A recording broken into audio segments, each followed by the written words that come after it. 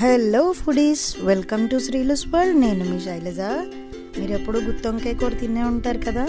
అయితే గుత్తి వంకాయలో పోపు కారం పెట్టుకునో లేదంటే కొత్తిమీర కారం పెట్టుకునో తిని ఉంటారు. బట్ ఇవాళ వంకాయలో ఆవకాయ పెట్టుకుని వండుకోవడం ఎలాగో నేను మీకు చూపించిపోతున్నానండి. ఏంటి, వినడానికి వెరైటీగా ఉందా? టేస్టీ కూడా చాలా వెరైటీగా ఉంటుంది. దీనికోసం కావాల్సిన వల్ల ఓన్లీ వంకాయలు, అలాగే గత ఏడాది మిగిలిపోయిన ఆవకాయ. గుర్తుపెట్టుకోండి, ఈ ఏడాది కాదు, గత ఏడాది ఆవకాయ. అయితే వంకాయల్ని పొడుగ్గా చీరికల్లా చేసుకుని వాటిని ఉప్పు నీళ్ళల్లో ఉంచుకోవాలి. ఉప్పు నీళ్ళల్లో ఎందుకంటే త్వరగా నల్లబడవు.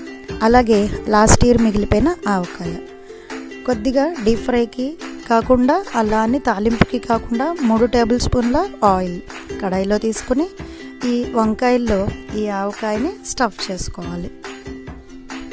అలా స్టఫ్ చేసుకున్న వంకాయల్ని నూనెలో వేసుకుని అన్ని వంకాయలని కూడా జాగ్రత్తగా ఆవకాయ స్టఫ్ చేసుకుని నూనెలో వేసుకోవాలి. ఒక్కొక్కసారి వంట చేసే ఓపిక ఉండదు, ఏం చేయాలో తెలీదు. అలాంటప్పుడు ఇలాంటి రెసిపీస్ మీకు చాలా బాగా ఉపయోగపడతాయి. అందుకోసమే ఈ రెసిపీ మీ ముందుకు తీసుకొచ్చాను. సో వంకాయలు అన్నింటిలోని ఇలా స్టఫ్ చేసేసిన తర్వాత వాటన్నింటినీ జాగ్రత్తగా అడ్జస్ట్ చేసి, ఏమైనా కొద్దిగా ఆవకాయ మిగిలిపోతే దాన్ని పైన వేసేసి నీళ్ల మూత పెట్టుకోవాలి. నీళ్ల మూత ఎందుకంటారా, ఎక్కువ ఆయిల్ అవసరం లేదు. నీళ్ల మూత పెట్టుకుంటే స్టీమ్ మీద బాగా కుక్ అయిపోతుంది. ఇలా కుక్ అయిన తర్వాత ఆయిల్ చూసారా పైకి తేలిపోయింది. అవసరమైతే కొద్దిగా నీళ్లు చిలకరించుకోవాలి. మ్యాక్సిమం అవసరం ఉండదండి. ఎవరికైనా హై ఫ్లేమ్లో పెట్టి వండేస్తే మాత్రం త్వరగా ఎవాపరేట్ అయిపోతుంది. అందుకే నేను ఏ వంట చెప్పినా మీడియం ఫ్లేమ్లోనే చెప్తాను.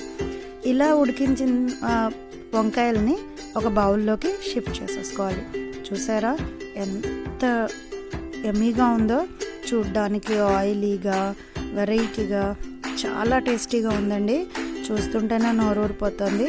సో ఆవకాయ వంకాయ కూర రెడీ అయిపోయింది. మీరు కూడా ట్రై చేయండి. మీరు ట్రై చేసి ఎలా ఉందో నాకు కామెంట్ చేయడం మర్చిపోకండి. మీకు కనుక నా వీడియో నచ్చితే సబ్స్క్రైబ్ చేయండి, షేర్ చేయండి, కామెంట్ చేయండి. Thanks for watching.